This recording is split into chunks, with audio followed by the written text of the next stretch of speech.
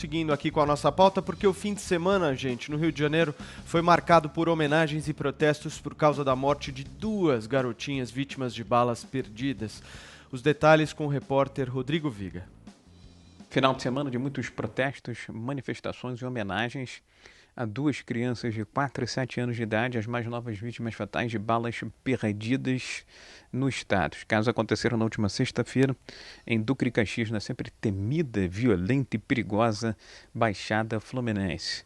Os atos aconteceram lá mesmo, em Duque de Caxias, na Baixada, assim como em outros pontos da cidade. Isso sem falar nas publicações de solidariedade nas redes sociais. Uma ONG, a Rio de Paz, colocou também placas com os nomes das duas crianças, Emily Santos, de 4 anos, e Rebeca Santos, de 7 anos, as duas primas que morreram na sexta-feira na Baixada Fluminense, em uma espécie de memorial na Lagoa Rodrigo de Freitas, área nobre, zona sul da capital. A polícia do Rio de Janeiro está tentando esclarecer como efetivamente essas crianças foram atingidas pelas balas perdidas. Segundo testemunhas, Emily e Rebeca estavam na porta de casa, brincando à espera de parentes, porque tinham agendado uma saída na sexta-feira à noite para um lanche com os pais. Foi aí que elas acabaram sendo alvejadas. Segundo vizinhos, policiais abordaram homens em atitude suspeita em uma motocicleta. Eles não atenderam a abordagem e começaram a trocar tiros com os policiais. As meninas acabaram sendo atingidas na cabeça, na barriga e no braço. Foram socorridas, mas infelizmente não resistiram aos graves ferimentos. Já a polícia tem uma outra versão. Disse que quando chegou ao local, já encontrou as meninas ensanguentadas, feridas em estado gravíssimo. As armas dos policiais militares que estavam ali nas redondezas da tragédia foram apreendidas para serem periciadas e, dessa forma, a Polícia Civil do Rio de Janeiro pretende, junto com a Polícia Militar, descobrir qual a versão é verdadeira. Lembrando que neste ano de 2020, mais de 120 pessoas já foram atingidas por balas perdidas em todo o estado do Rio de Janeiro. Cerca de 25 delas eram crianças. Do Rio, Rodrigo Viga.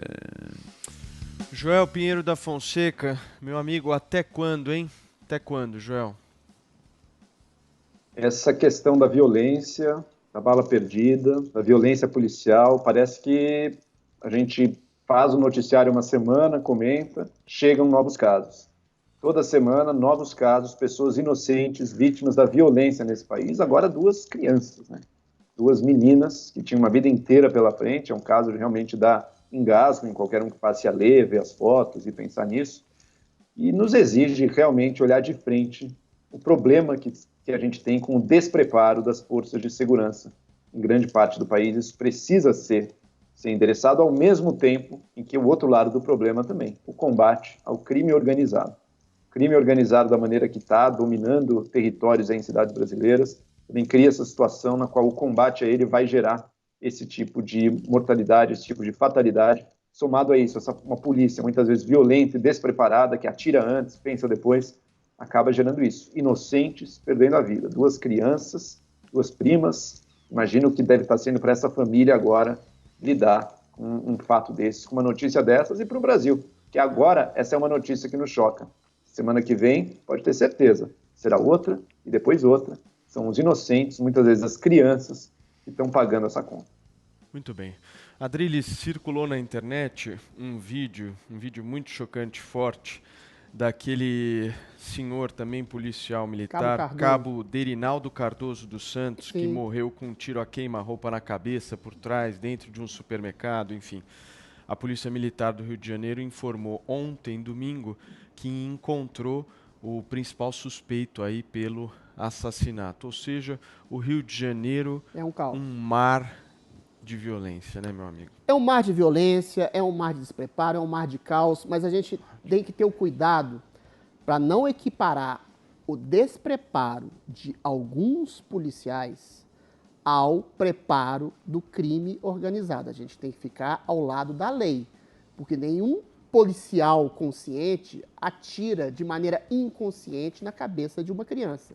Mas um criminoso consciente do mal que faz atira conscientemente na cabeça do policial, do cabo Cardoso ou de quem quer que seja para defender o seu crime.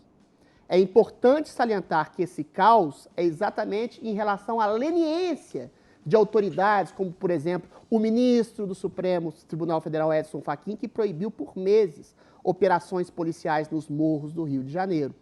Esse tipo de falta de um elemento policial, da falta da legitimidade policial de uma lei em morros, em favelas, em quebradas, em lugares em que a força do crime penetra nas entranhas das crianças, que usa a população local como escudo para fazer com que a força policial seja exatamente desmerecida pela maioria da população. Gente, um policial realmente é mal preparado na maioria das vezes, mas é um herói.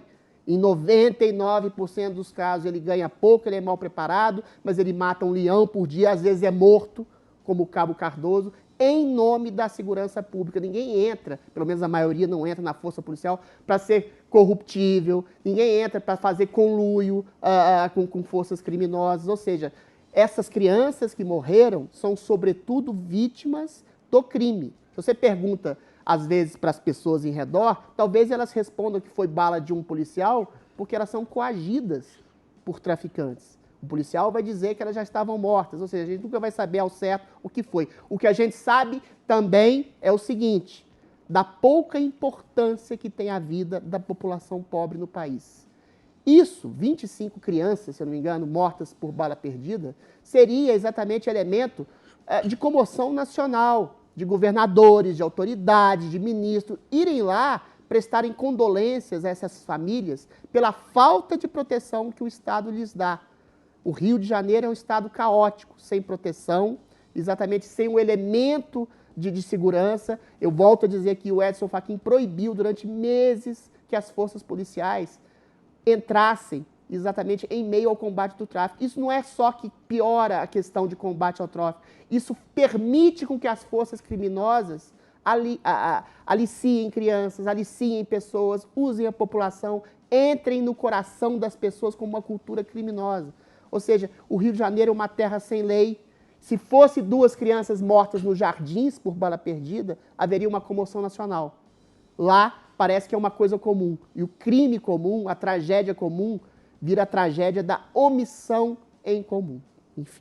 Agora, sabe uma coisa que eu acho que a gente precisa reiterar aqui e lamentar de todas as formas? É a morte de uma pessoa. Dependendo dela ser negra, branca, indígena, parda. Porque, sim, veja, essa história do cabo Cardoso foi um negro assassinando um branco pelas costas. Da mesma maneira como aqui no Morning, nós já relatamos negros sendo mortos por brancos. Mas, por pouquíssimas vezes, a gente vê até mesmo a mídia brasileira se pautando por uma vida humana. Nós estamos perdendo vidas humanas. Se são negras, brancas, independente, nós estamos perdendo vidas humanas, gente. Não é possível que isso não cause indignação das pessoas. Tem crianças, como bem o Viga colocou aqui, mortas por bala perdida. Tem policial morto, tem negro morto. E aí a sociedade fica se dividindo constantemente com essa coisa. Aí nós vemos nas redes sociais uma baita de uma mobilização quando um negro morre. Agora, quando um policial é morto pelas costas, a gente não tem a mesma intensidade da revolta. É vida. Vida. Vou repetir aqui. Vida humana. Vida. Para mim, pouco importa se é negra, branca, é vida. Vida. Enquanto a gente não colocar a vida em primeiro lugar, nós vamos continuar com essa sociedade com perdão da palavra, de merda, se dividindo do jeito que a gente está. Porra, não dá mais isso. Nós temos que ficar indignados com a perda de vidas humanas. A indignação precisa existir. Eu não vejo essa indignação. Eu só vejo quando tem uma narrativa imposta. Uma narrativa vai lá, ela está imposta e tal, e sai todo mundo com hashtag e tal. Agora, quando, por exemplo, um branco morre, ou nem mesmo um branco, ou quando alguém que é negro, que não tem essa dimensão midiática, fica por essas mesmas, por exemplo, essas 2 crianças. Olha essas 2 crianças que morreram, Adriles. A divisão que deve haver é entre pessoas que protegem a lei, que protegem o legítimo Estado de Direito, e criminosos. Quando você cria a dimensão que o criminoso é uma vítima social, você começa a relativizar as coisas e compara o despreparo que existe entre várias das forças policiais ao preparo criminoso e fala que eles são os verdadeiros alijados da sociedade.